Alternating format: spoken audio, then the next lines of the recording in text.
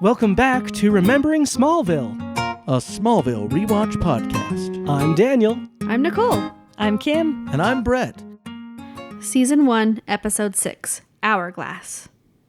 In this episode, Clark is racked with haunting visions when he meets an old woman, Cassandra Carpenter, who can see the future.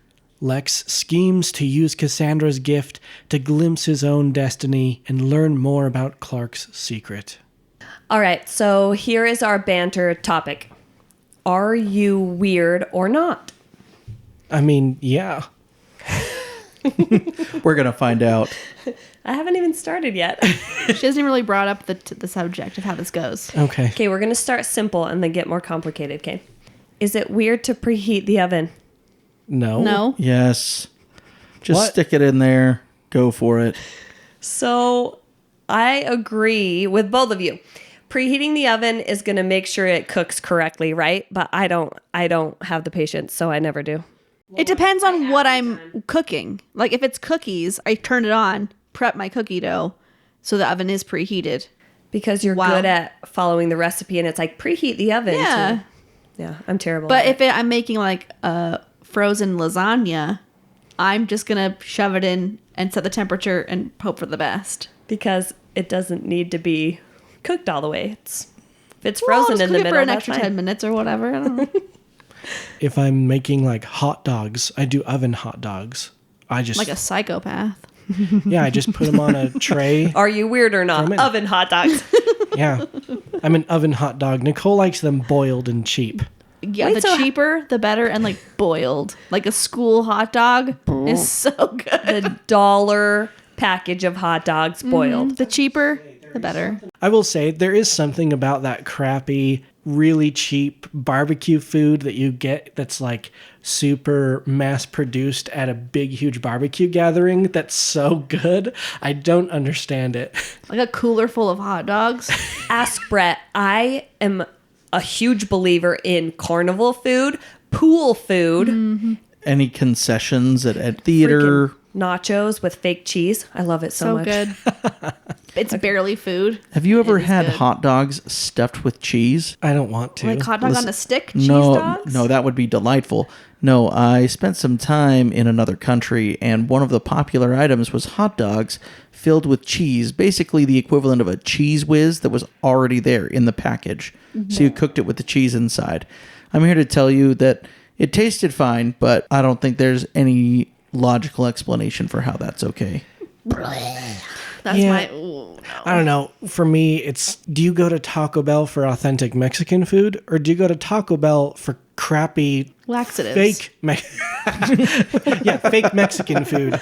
You're not going to Taco Bell for authentic food. And so it's the same thing I feel like with carnival food or whatever. You know it's not high quality, amazing restaurant food, but that doesn't mean it doesn't taste good at all. Yes, are you weird or not?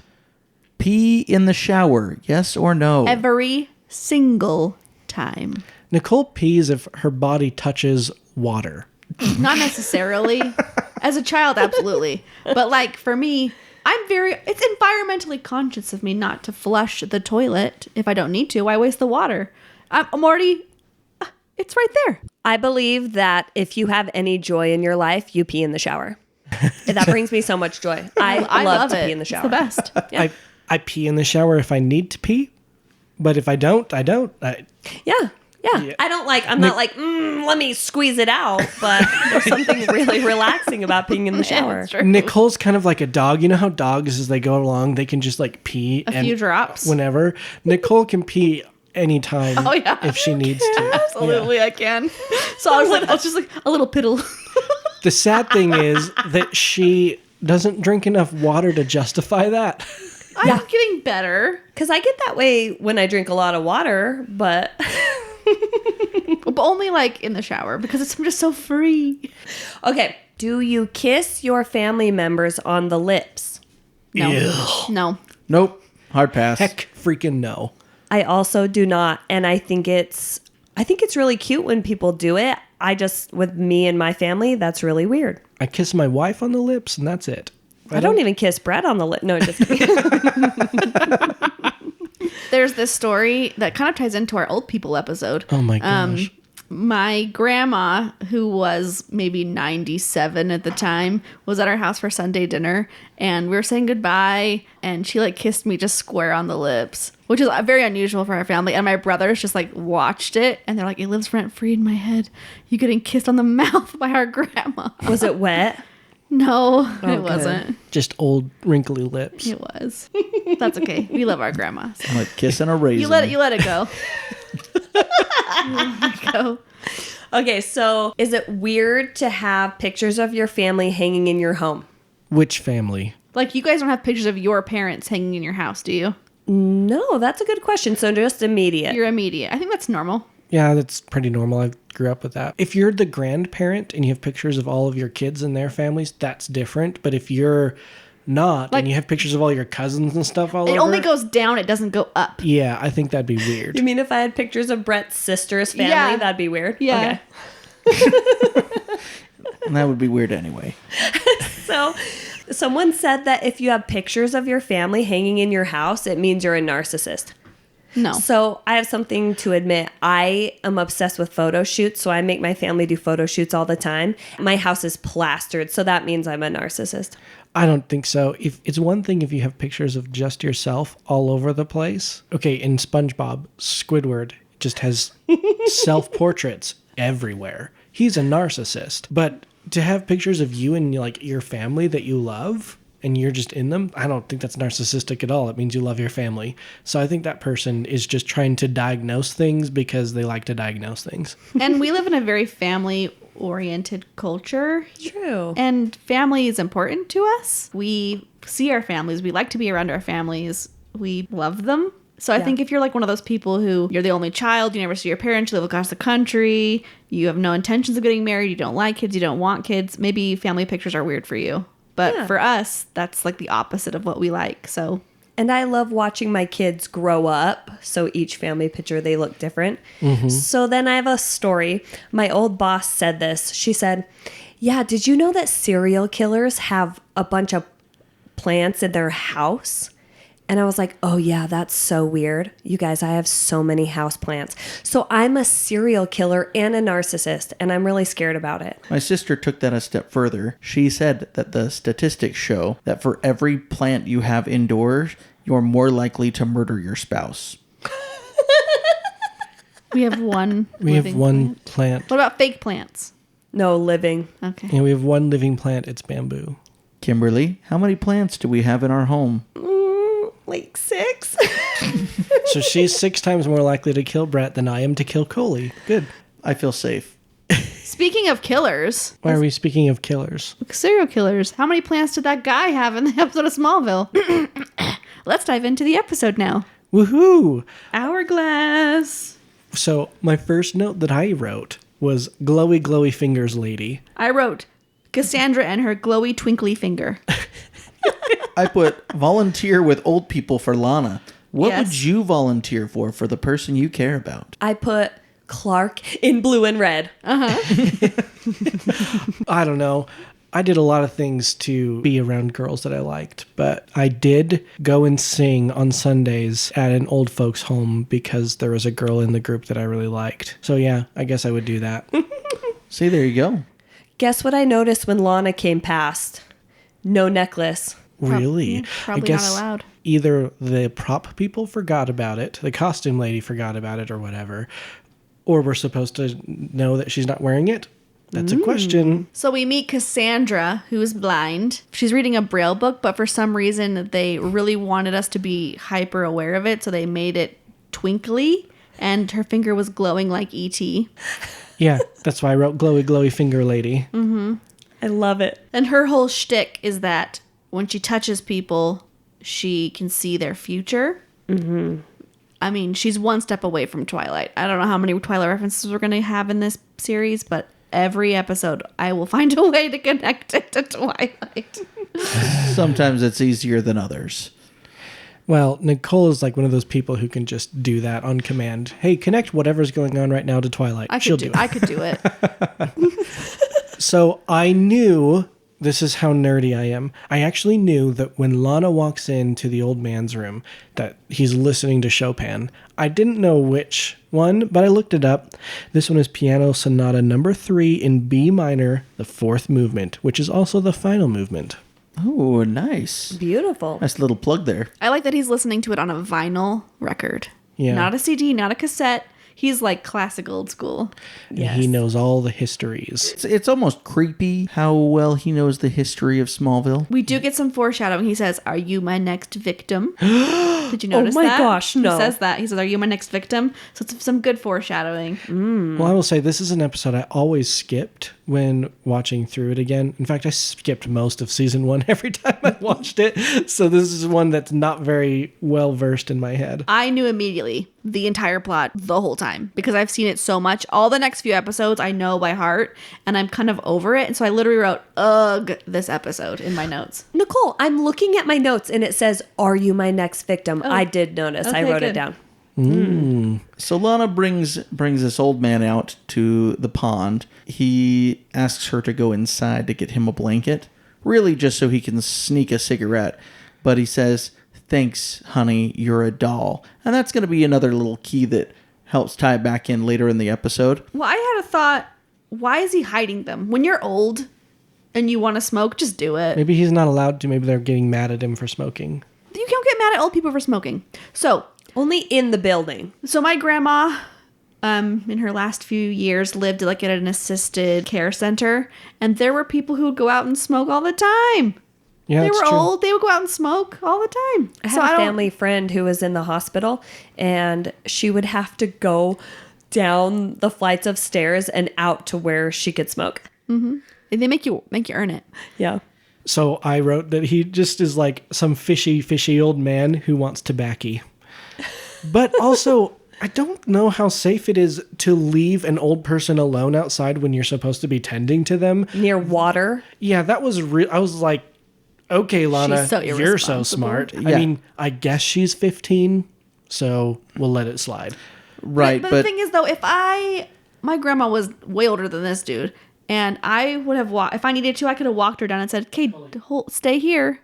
I'll be back in 2 minutes." I don't see it that being that big of a deal. I thought the secret was that he was sneaking a smoke, but then what happens next? I was like, oh my gosh. Yeah. It's insane. At first, I was like, where does the electricity come from this time? But then Nicole pointed out while we were watching that there were all of these Christmas lights everywhere. And so I was like, oh, okay.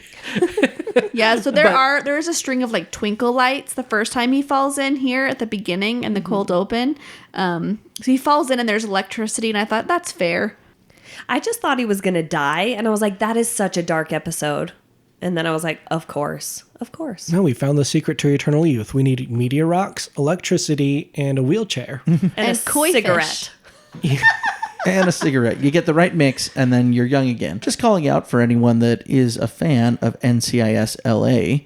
This is Deeks. I knew he looked familiar. NCIS I think he's LA. also on Dumb and Dumber. That one where they're kids.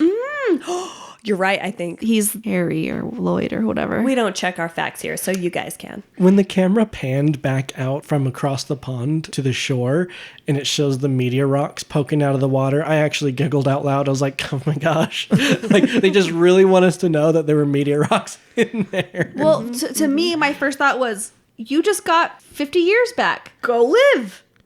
Go have a great life. But this man's living too much in the past. And the special effect of the actual de-aging, not the electricity all around and stuff, but the actual de-aging that happened On his in the face? water was really, really good. I Oh, was very like, well done. Well, we didn't talk about what's happening to Clark in all this. He's reading to Cassandra. She gets a little cough, and he goes to get her some water out of a very elegant glass. And they like touch skin, and they drop the glass, and you don't really see anything. There's just like a kind of a flash of light, and Cassandra makes like a face, and she tells Clark, someone close to you is going to die. which freaks Clark out. And this is why you don't touch skin with old ladies. No skin touching, all right, everyone? No skin touching. So something I've noticed about Clark Kent in the last episode or so is he has some major anxiety. And I related to it so much. I felt like we could relate in the anxiety, me and Clark. Yeah, I guess. But he probably doesn't think he has cancer every day. You know what?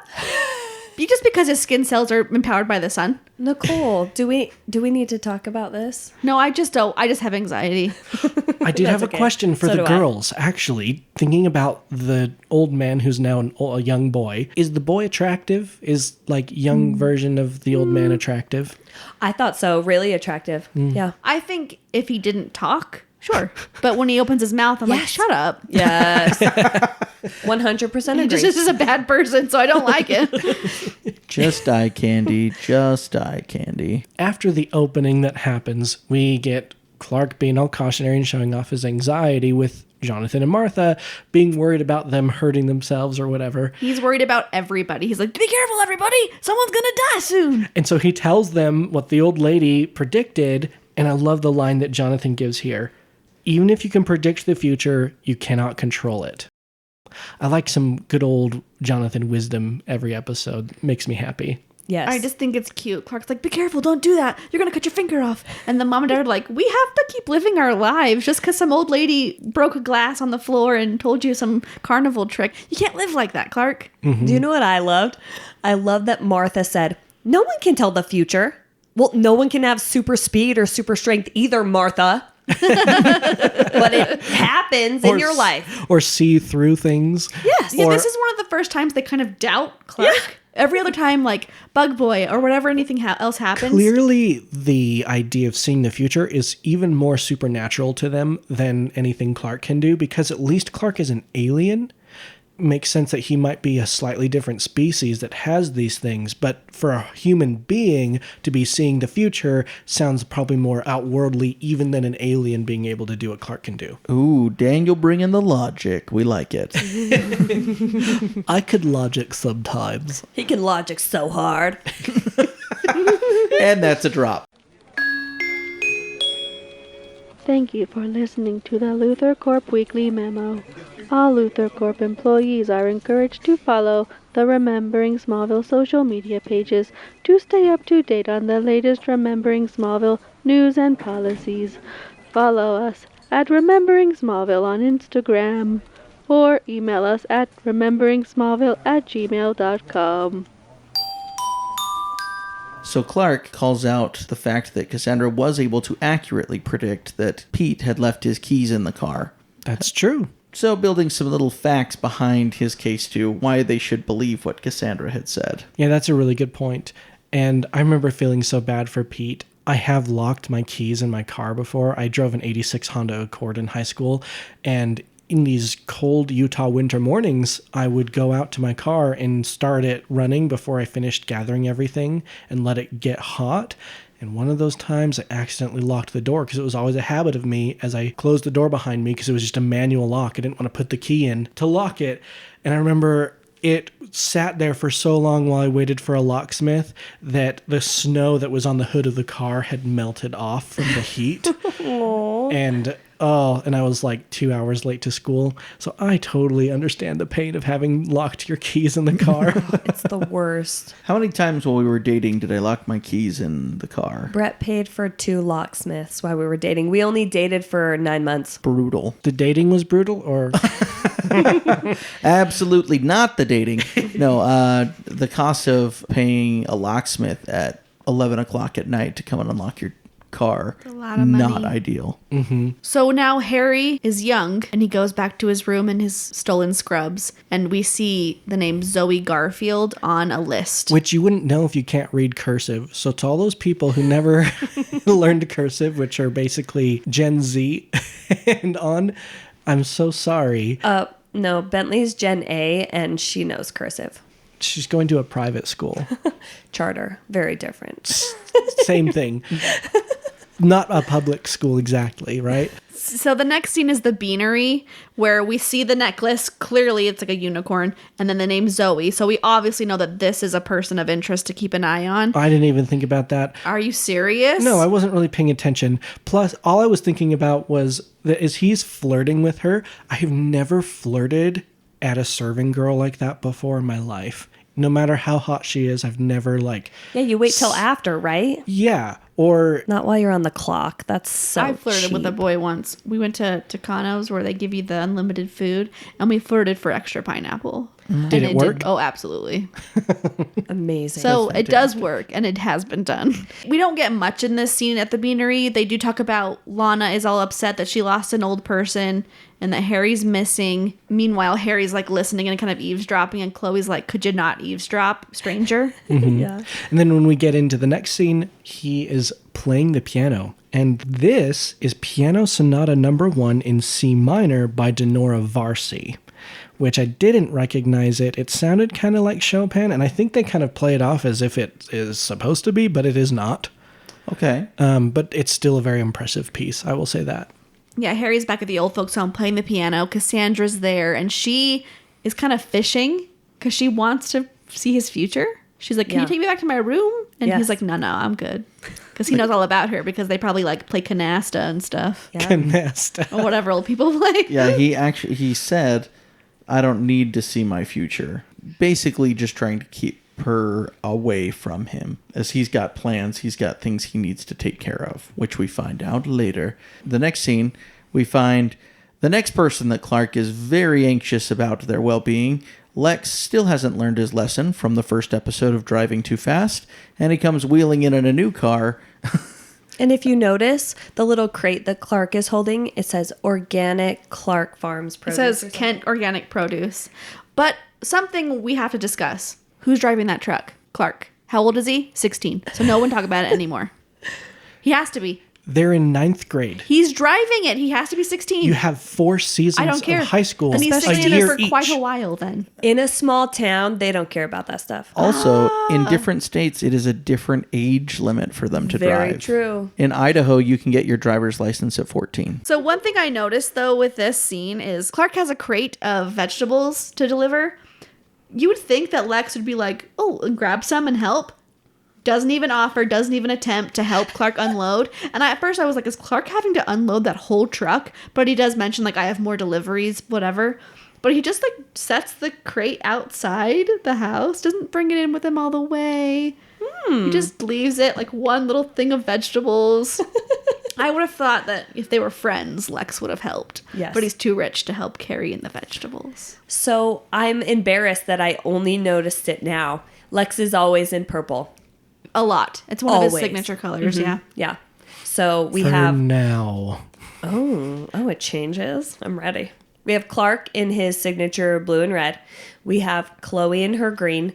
And then Lex. He's always wearing a purple something. I went back even. He is. It's impressive. And he looks great in purple. Yes. He does. Makes me want to look good in purple. Won't happen, but it makes me want to. Oh, you look good in purple. I loved Lex's phrase here where he says, "Life's a journey, Clark. I don't want to go through it following a roadmap." He says roadmap. This phrase wouldn't work on people that are growing up now because nobody uses roadmap now, right? We probably have memories of our parents maybe using a roadmap, or maybe you map quested something and printed it off onto paper. Yes. But today that phrase wouldn't really work quite the same. So I thought that was interesting. Okay, so give us a shot, Daniel. How would you rephrase that today?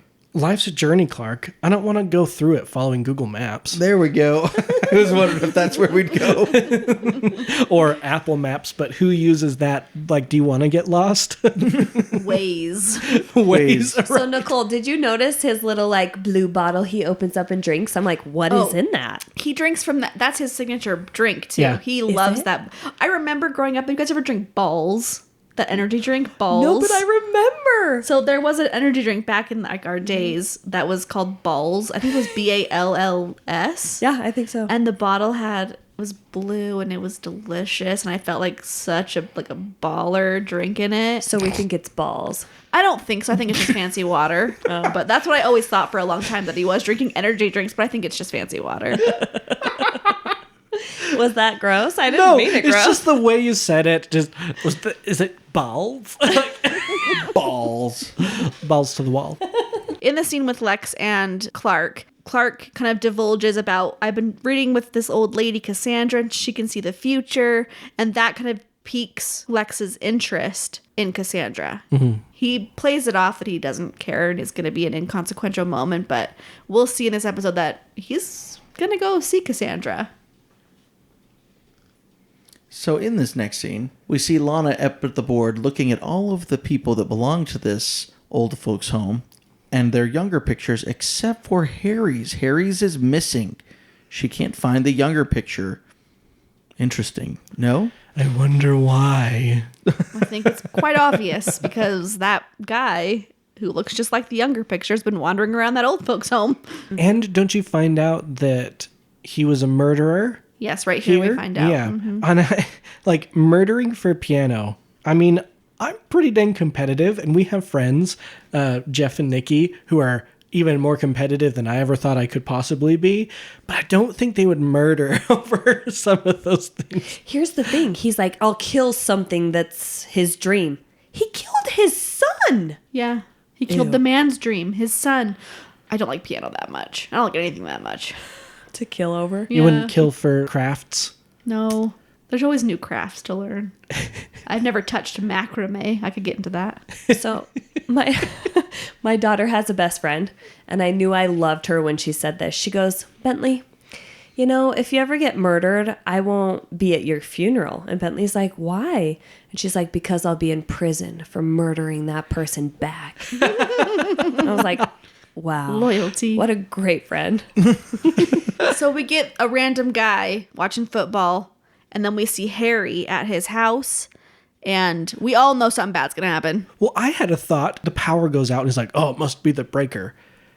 How could you tell the difference between a breaker and a power outage when all of the power goes out? Like, usually I can tell it's a breaker when I'm in one room and my power goes out and I can see another room that's on a different line of the breaker and it's still fine.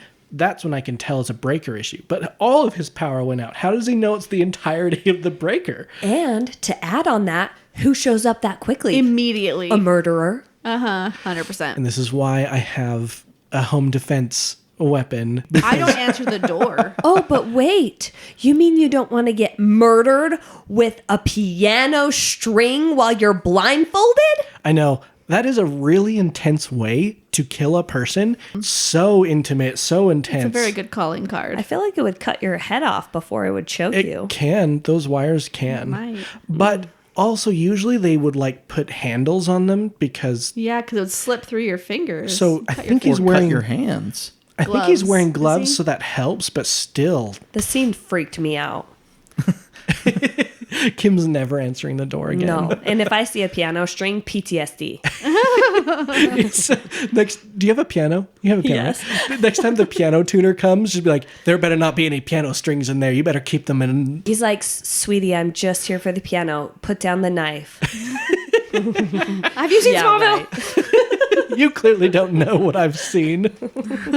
Next, we get Clark chatting with Cassandra. We get her whole backstory about how she went blind, She's a meteor freak. which is rough. She got to see most of her life. That's true. And here's what got me. The meteor rock, or the meteor shower, made her blind, but then also gave her the power to see the future. Suddenly, yes. I mean, that's not too bad. It's kind of like Daredevil on steroids. The craziest part of this scene is after we kind of learn about how she went blind, she and Clark hold hands, and we see Clark's future where he's all by himself in a graveyard, and it's all that it flashes. His mom's name, his dad's name, Lana's name, Pete, Chloe, all the people. And I wrote, is Clark immortal? So there is a dispute of this in comics. Brett Nerd moments. Woo! We bring you nerd moments. Time to get Brett's nerdy. ready. He's been here the whole time. So nerd moments. It is not necessarily that he is immortal, but his lifespan, because he lives off of the light of the sun, it's why he's able to heal so quickly.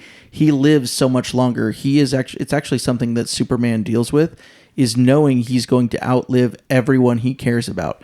So it's one of the reasons he's hesitant in like comic books and everything else, why he's hesitant to even have a relationship with Lois Lane, knowing that she's going to age and he's going to love her, but she's going to die and he'll be left alone.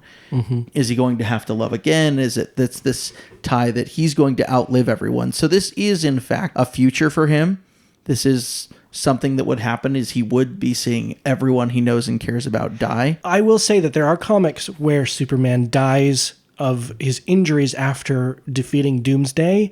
I've seen comics of him like having like gray hair and fighting Doomsday and like dying. There's also comics where he lives like past 800 centuries, which is a lot of years. And so it just kind of depends on how they portray it. But there's a particular comic, I can't remember the name of it, where he's living long after most of humanity is dead, and he's going crazy, and he's really like wild and nuts, and it's really sad. He turns into Tarzan. Kind of. So I thought it was kind of funny that the tombstones are all around him. So when he buries his family, he just like does it in a circle. I think it's metaphorical. As you see the visions throughout the episode here, you see them being pretty dang metaphorical. We'll talk about it, but Yeah, we will. Lex Luthor's metaphorical. future is very metaphorical. If not, there's a whole lot of questions that I have. Why on earth are you planting sunflowers on skulls, you sicko?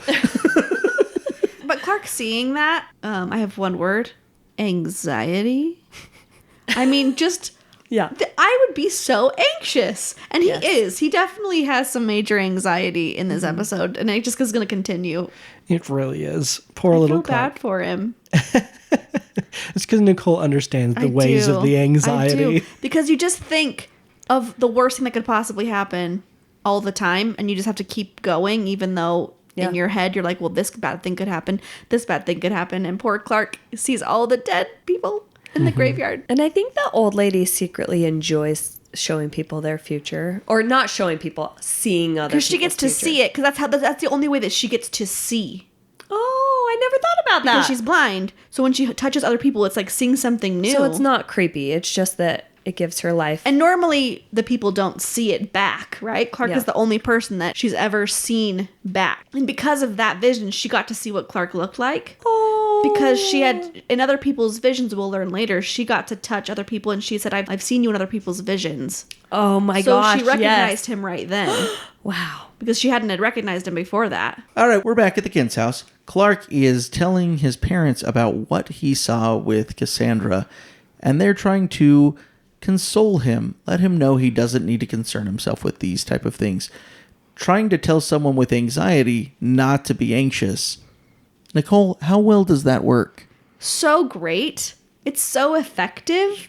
It doesn't cause any other anxieties to come up at all. It doesn't make you feel crazy. It's super good advice. Just keep everyone do that. Next time someone's feeling anxious, just tell them to stop. Stop. Yeah, Kimberly, tell me, how would you react to someone telling you to calm down and not think about these things? Oh, you don't want to know.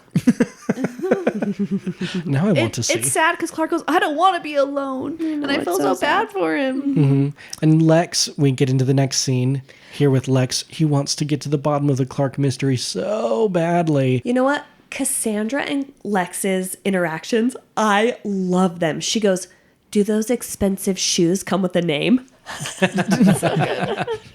I will say the lady who played Cassandra is a great actress. She nailed the role really, really Oh, well. she did Yes. fantastic. And I love just that she immediately created this character that has more than just I see the future. She definitely connects, and she can have a very intelligent banter with Lex. She can have a very comforting conversation with Clark, a very parental, almost maternal instinct with Pete in just a couple of seconds. So she really captures the essence of this. So tip my cap to this actress. Nice work. Well, I always thought at the first, when Lex walks in, you think, oh, he wants to know his future. Oh, no, he doesn't. He wants info on Clark. He's willing to pay her because I don't know what he thinks she knows, but she knows something, I guess, because they're friends and she's gotten under Clark's skin and he thinks, oh, I'll give her some money and she'll divulge some secrets. Old people always need money. Did anybody else catch all of the things that she said to him that were part of of Lex's conversation with Clark, where she says, "Are you here for stock tips?" I did notice that. I did notice Or how that. about why? Because your life's already been mapped out for you. Talking back to that same reference of the map. Like, it's very interesting that she's reciting pieces of that conversation. She already knows really what's happening here. I would have loved to know Lex's guesses on what he thinks Clark is. Yeah, that'd be interesting if they ever showed a list of all the things that Lex has written down that say, I think he might be this. What if he's this? What if it's this? Scratch that. He's this. Yeah. Is he being affected by the meteors? I wonder if Alien ever really comes into his mind prior to when Lex eventually does learn. So, question, just in general, for everyone here, do you find it interesting, especially in the Superman comics? They don't do it other places, but in this show you're seeing this. The alliteration that you get with everyone's names. Lana Lang, Clark Kent. This Lex is Cassandra Luthor. Carver, Lex Luthor, Lionel Luthor. What? I've never always noticed. loved that. It's all over Marvel, too. Peter Parker, Well, what's Jimmy's last name? Jimmy Olsen. Never mind. Yeah, you have Peter Parker, Green Goblin. Wow. You know, it's all over comics. It's just a thing. It's fun. So when we get to the next scene, we finally see the Wall of Weird in its more proper place, right in the main room with the rest of the torch. Guys, the ugly cry is back. Yes, it is. But sadly, Lana didn't know about this wall. Yeah. This is her first time seeing it. And she and Clark kind of have a moment where she's kind of mad at first. Like, how could you do this? I'm on the wall next to the three-headed whatever it is. I felt like, and this is kind of judgy, I felt like this was kind of whiny for her, more so than usual. Her teenage girl was coming out. Yeah. She usually seems a little bit more mature, and right here, not at all. Yeah. So Clark here with Lana and the Wall of Weird, he loves her so much. Oh, he just wants her so badly. You can see like in his eyes, like, I just want to be with you. Yes. And he like takes that step closer and it gets extra romantic. And you're He's like, he says, I never think of you that way. She goes, I know, you're the only one who doesn't. And then she just like walks away from him. Yeah. She doesn't linger. She's Oh, like, always. she knows this moment is getting a little too intense, and she's got a Whitney that for some reason she's still into. there is a line that they talk about. He says like, well, we can't go back in time and like redo our lives, which is about the whole episode, how Harry goes back in time essentially to redo his murdering ways. Yes. Just a nice little point for our writers. Go you. yeah, Make every line count. the writing isn't perfect in every episode of this show, but sometimes it's just phenomenal. And Daniel, who's back at it in the barn? Mystery Inc. is back. Yes. In the barn, gathering together, time to solve a mystery. I literally have this written down. I was like, the mystery gang. So they're back. There was a murder in town, and they immediately go, well, it's obviously this guy. Same murder. Chloe says things in almost every episode that just show her intuition is spot on all the time, 100% of the time. Like she'll make little digs at Clark and make fun of him every once in a while, and she doesn't realize that she's totally being accurate, and she does something really similar here, and I love that. So they decide, let's go investigate Harry's room, the missing old man. Let's go back to the old folks' home and investigate to see what we can find. And speaking of Harry, he is currently playing Piano Sonata No. 1 in C minor again, but this time it's by Giuseppe Bruno. Oh, okay. So there's a lot of people who wrote Piano Sonata No. 1s in C minor. You just have, the only way to distinguish them is by the composer. I have to thank you because in this episode, I actually was looking for music as I do in the other episodes. And I went, well, there's not really any songs of note for me. I'm not a classical music person myself, so I apologize for any of our listeners that are. But Daniel, thank you for coming through on this Yes. music, because I thought to myself, how odd is it that we've had music in all these episodes and then there's nothing of note? Sad, and I'll take my bow here. But I failed all of you. Well, I don't think that these are like typically, because you're typically talking about the music that's playing over the top of the episode. This was just straight, completely a different thing. So that's why I decided to call it out and steal your job for a moment. I love it. No, I wouldn't have had anything to say about it this episode. So thank you for that. In this scene, while he's playing this music, he's back and creepily hanging out and Beanery. spending time at the Beanery with Zoe again. And now it's just Harry and Zoe. Yeah, It's and he's in creepy. his old man suspenders. And she's like, could you leave? And he's like, how about another coffee? Doll. And you don't want to listen to Chopin? Like, shut up. You're not even playing Chopin. Even more creepy. And then that was really quick scene, and we zoom back to Mystery Inc. at the old folks' home. They split into two groups because Cassandra kind of is like, Clark, I need to talk to you. And they chat about what they saw. because they both saw the vision. And they have this really great moment about like Clark's destiny, which is kind of the first time anyone's talked to him about his destiny, even more than his parents have. I loved it. I put T for tender. Cassandra says, no one has ever seen the visions that I've seen. But you know what's crazy, Clark, is I've touched a lot of people and I've seen you in their vision. Right. She says that they were encountering all this fear and darkness, and then you come and take it away. Yeah. Clark Kent and Superman are very symbolic of Jesus. And so anytime that that's being done, it's purposeful. Yeah. And so Cassandra says, like, well, let's touch hands again and let's see what we see. And Clark's like, all right. And they do, and you see that unicorn necklace, and you see some other random things happen. But we clearly know the unicorn necklace belongs to Zoe because we saw it in the beanery. I totally missed that. I wasn't even paying attention to her necklace at the time. Oh, Daniel. I'm sorry. Daniel's the kind of guy that's like, I can't find the milk. It's right there in the fridge. Right in front And of then your she eyes. reaches in and like you see this glitch in the Matrix happen, and she pulls milk out of nothing. Nicole. Why we have wives. Yeah. Yes. Moms too. Moms do it. My mom would say, Daniel, will you go down into the storage room and get this for me? And I'd say, sure. And I'd say, it doesn't exist, Mom. She goes down, gets it immediately. She knew where it was. Yeah. I try not to get frustrated, so I always say, 4 eyes are better than 2, sweetie. So Clark meets up with Mystery Inc. Back in Harry's room. They look through the newspaper clippings, and Clark sees a picture of Zoe, somehow, with the necklace that he just saw in the vision, and he knows she's in danger. Yeah. So Clark immediately runs away. In this next scene, Harry threatens the beanery barista. Did you notice that he gets like a weird accent?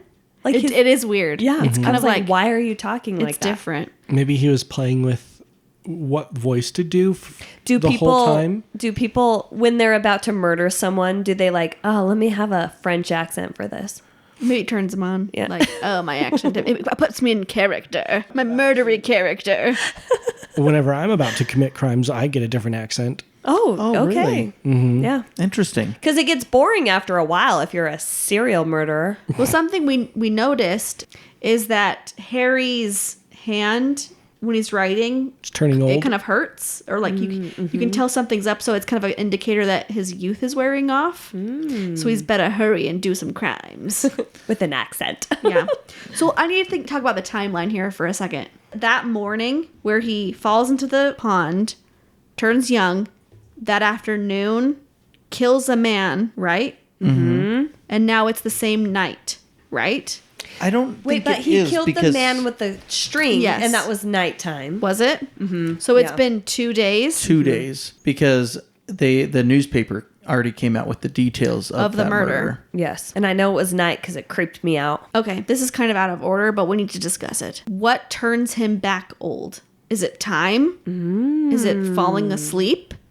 Could be entropy. Like it shortens each time? No, like he uses a certain amount of energy in his body that the youth gave him, and it runs out depending on how much physical stuff he does. And you use more energy Because when you murder.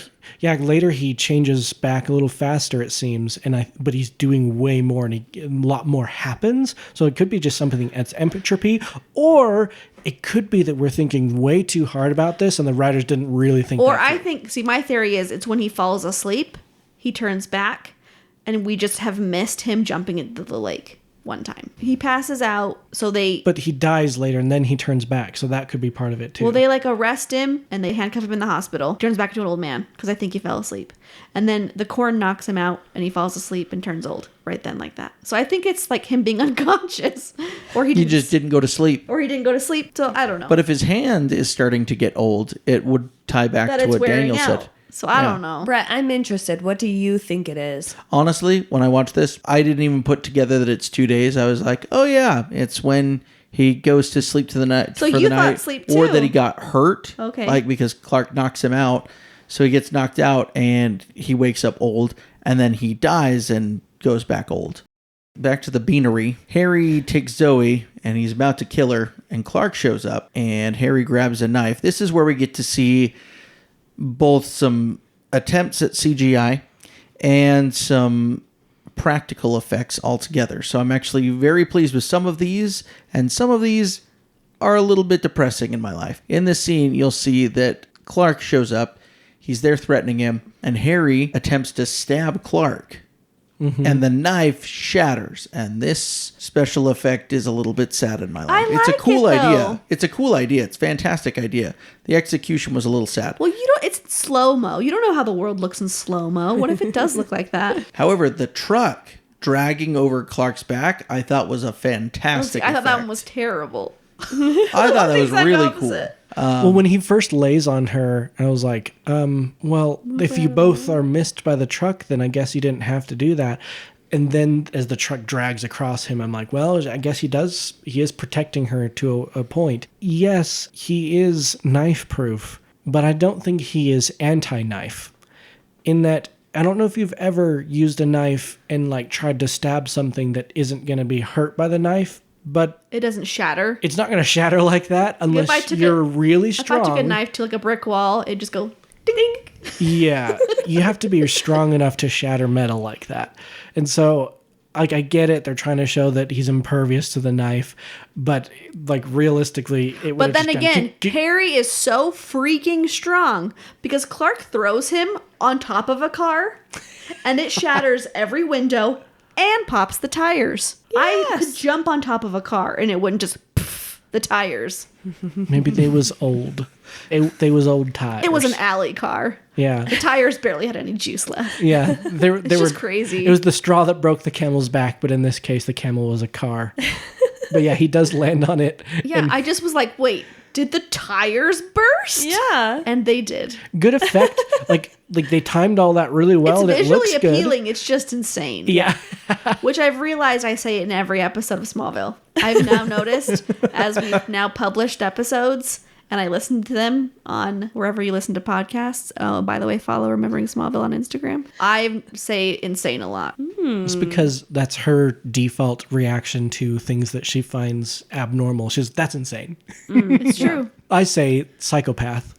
Like when a person's being abnormal, I say, you're being a psychopath. So after the events of the popped car tires, we get back to the Kents where Clark is reporting back to his parents. Again, I do love how he is always telling his parents just about everything. It shows a good parent-child relationship, and that I think every parent should want. It's good for him to tell them, but they're clearly showing that they're worried that, oh, did she see what happened? Can she tell that your secret's out? You start to get the glimpse here that Jonathan would die to protect Clark's secret. I actually wrote that down because I could feel it in this scene. Well, one thing I wrote was Clark says, it's my destiny. And Jonathan says, well, my destiny is more important than your destiny. And I was like, oh my gosh, is it? I don't know. The next scene, we have Lex and Clark, and he's showing Clark the car. This surprised me so From much. episode 1, the Porsche. Yes, that Lex has held on to, that he's so enthralled with, and he's being honest with Clark. And I don't know why that surprised me so much, but his honesty, I was like, wow. Yeah, Clark's really honest with his parents, but with literally everyone else, he's such a bad liar and he's lying all the time. Yeah. Yeah, Lex just wants to know, how did the roof get like this? You and I were the only ones there. I was unconscious. You saved me, meaning you were conscious. How did the roof get like this? And Clark is absolutely no help, which I feel bad for Lex. He just wants to know so bad. It's like consuming him. I honestly wonder what would happen in the show. How much of a difference would it have made for Clark to actually confide in Lex and let him know his entire secret? If it would have made a difference in Lex eventually going bad or not. I'd be curious to kind of do a thought experiment of that or something just to see, because it does need to happen. We need to have something that will eventually drive the two of them apart. Otherwise, we don't have a show. We don't have Superman in its classic tales. I was surprised that Lex let him in on his secret that he kept the car. Mm-hmm. Because he got the private investigator on it, and he's like, I'm secretly investigating this. And then to just bring Clark in, and tell him that he's investigating I think him. he's just hoping that he can use his charisma to get Clark to just say what actually happened. Yeah, he hopes. Then in the next scene, we see that the old man is old again. And he's in the hospital bed, handcuffed, and he's like, "Help me!" Good little actor. And he that's for sure. lies, yeah. And he says, "I was kidnapped by a young man who was obsessed with my crimes. It wasn't me. I'm old." Is this where Clark goes and visits him? Has he not visited? No, him and yet? then Okay. that's like Next a really scene. quick scene, and then Okay. we jump again to the lake. Where Clark and Lana are talking and they're just discussing kind of what happened. And Clark realizes that there's meteor rocks in the lake. That's pretty much the whole point of that scene. And he says, I'm going to go talk to Harry. And that's when he says, I don't believe a word you say, Harry, you piece of crap. And Clark is so freaking bold. Yes, and the way he stares him down, I was like, know. ooh. It's nuts. He almost felt like a Lex in this. He did. Yeah, his confidence. That eye contact, and he's not like smiling or funny. He's just like, oh, I know you did it, and I'm going to prove it. Yeah, look how he sits down backwards, like on the backwards chair. He's playing bad cop, bad cop. Yeah. Bad cop, bad cop. And the creepy sociopath, he's just like, Tom Welling is a good actor. He's not playing himself playing Clark Kent. He's definitely playing Clark Kent, and he can do other things. I love that you Yeah. can see that here. yeah. And I love that Harry clicks his little button. Nurse, he's harassing me. And look at it. Look at Harry's confidence. He's oh like, yeah, he's well. He kind of smiles at Clark. You Yes. know, like Ooh. you can't do anything. Like I'm old right now. What you Yeah. gonna do? And clearly Harry's got some plans a brewing. The fact that he's murdering people and it's not affecting him, like that is a psychopath. Mm-hmm.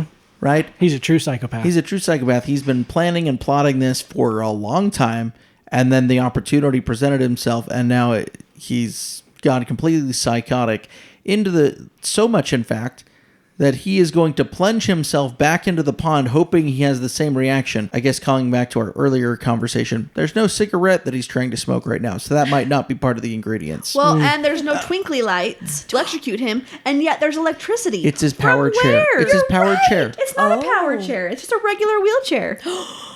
So it must be the koi fish. I think it's the koi fish. their electric charge. Yeah. The electric charge. In the next scene with Mystery Inc., I love the part where when Pete and Chloe give him those looks and he says, I heard that without looking up. I giggled, actually. Like I wrote happy. several ha-has as I was taking notes because I just loved it so much. They know it's Harry. They know he's turning himself young somehow, and they connect it to the meteor rocks. They have their smoking gun, as it were. And now they're looking at the trial, old newspapers. They go through all the different names of the people that were killed, and they realize that Harry is killing the jurors who put him behind bars. And on that list is... Juror number 11. Hiram Kent. meaning Harry's going to kill Jonathan tonight. Because he Yes. has that whole thing, the sons of the father, or the sins of the father answered upon the son. So then, the next scene.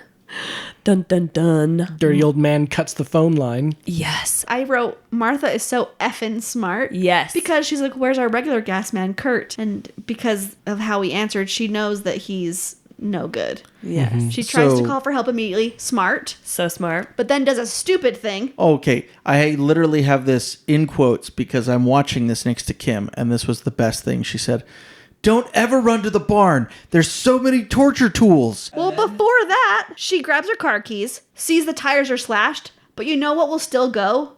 A car with slashed tires. That's true. Get in the freaking car and drive. And my heart, not another expense they have to pay for. Slash tires. How much do new tires cost? We just $100 got a 4 piece tires. minimum. Oh, way more. $200 a piece. Yeah, I'm about Well, in that. 2001, Yeah, true.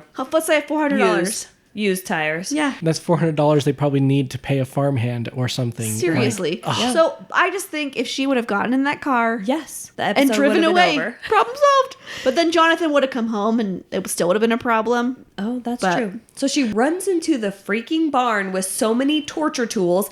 Then, this gets me, she runs into a room with only one exit. Why would you ever do that? 2 exits. Always, people. Because movie. But the quote really is, don't ever run into the barn. There's so many torture tools. Then pause for about 5 seconds, and then she goes, see, look at that. He's got a machete. And he's sharpening it. I know. This is like she was all over this. This is not okay.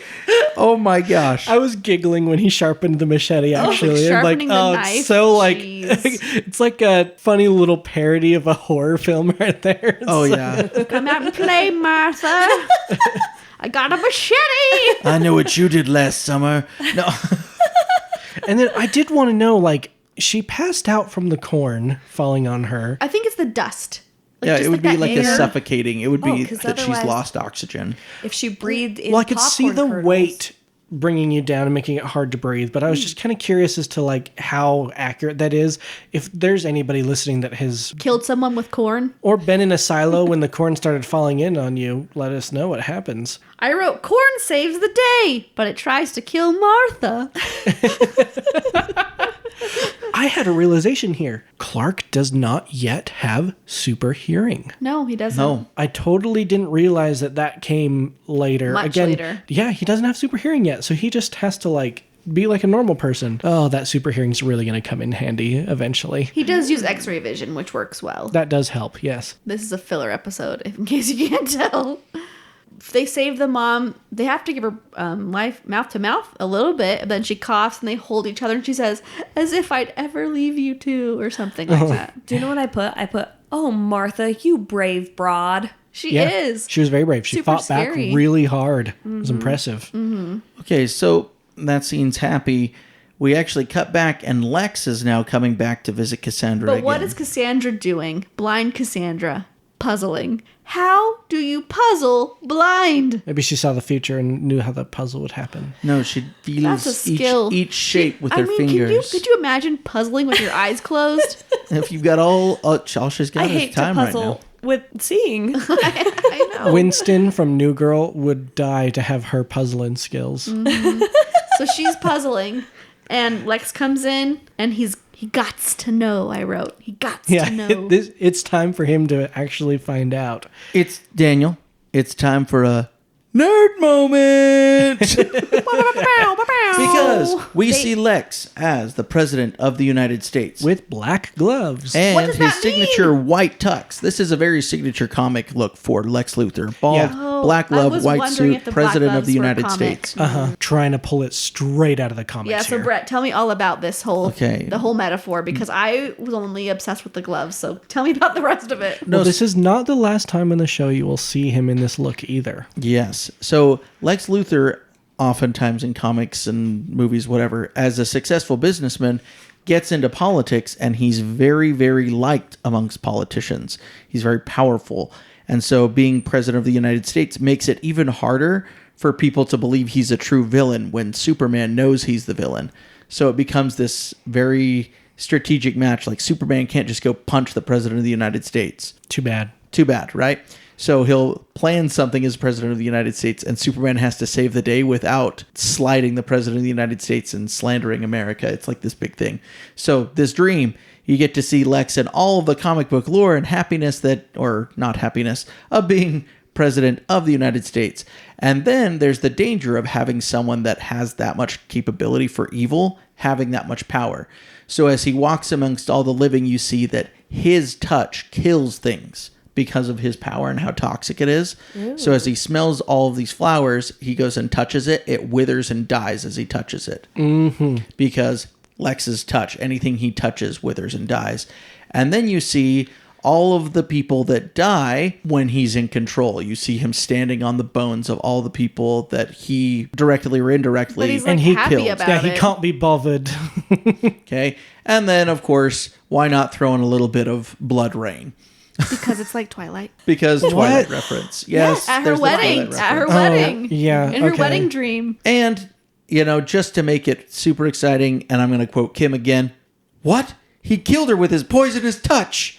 So this is what I wrote. I wrote, I'd be terrified to touch Lex's hand to see his future. Well, I Well, was right. She doesn't know anything about his future. She's never, I don't know. And I wonder, okay, is it that she was about to die anyway? Or is it just the horror of the vision just stopped her heart? All Just of the overwhelmed above. her. Yeah, and so Okay, he'll well, never let's- know what she saw. Yeah, I was kind of like, luckily for Lex, he didn't see that. Well, I wonder if it would have Yes. helped him. Oh, I don't I know. don't think it would I have think it helped would have him. ruined him. I think it would have really hurt him and made him less fun. Knowing Yes. Lex Luthor, it would have been, I can be president of the United States and not do that evil part. Yes. That's He'd true. still do it. But that would be his mindset of, oh, I can get all the good without that. And then Cassandra's foretelling ended up being correct. She became close to Clark over time as he visited her often, And she was the close one who died soon. She was the first person to know his secret besides his parents. Yes. Essentially. And she died. Someone close to you is going to die soon. And it was her. And it was her. So profound. I know. So, episode's over. But before we wrap up our thoughts, Daniel knows, but Brett and Kim, who was not in that episode? Pretty prominent character. Whitney. Yes. Whitney. Not in the episode. Whitney wasn't in the episode. Because he would never go to an old folks' home and help out. Yeah, of course. Not even for Lana. He was helping out at the swim team thing, whatever it was. Which is what Pete was talking about at the beginning. Yeah. We could be helping out watching the girls' swim team. And guess what? He wasn't even missed. I know, right? Didn't even notice. All right, guys, I'll kick us off here for a rating of the episode. I'm going to give this episode a man. There's some fun points to this episode, some things to look at, some nerd moments, but honestly, this one's a man episode. I agree. This we is a all skippable agree. episode, man. Skip. Yep. Yeah. Watch it once, move on with your life. It's Yeah. fun, You never have to watch it but again. it's not my favorite. Next time I rewatch Smallville in like 5 years, I'm going to skip this episode. And that's okay. Yep. I mean, there's 10 seasons. There's still plenty of show to enjoy fully. And if you loved this episode, tell us why and prove us wrong somehow. Oh, I okay? would love an argument online. Yes, please. Even if you hate us, tell us. Thank you for remembering Smallville with us. Join us next week when Amy Adams is juicing. Nell orders white balloons. And Clark asks to use the bathroom. Like, comment, or subscribe. That way you never miss another episode. Watch Smallville with us every week. bye!